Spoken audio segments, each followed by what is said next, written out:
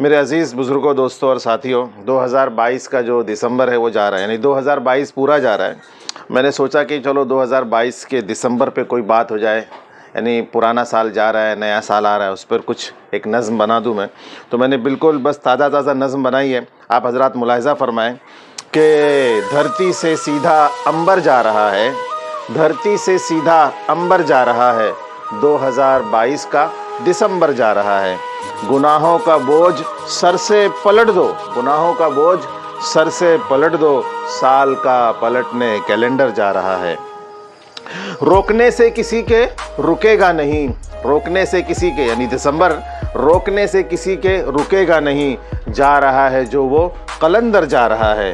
वक्त ने लपेटा अच्छे अच्छों को कफन में, वक्त ने लपेटा अच्छे अच्छों को कफन में, देखो देखो वो खाली हाथ सिकंदर जा रहा है।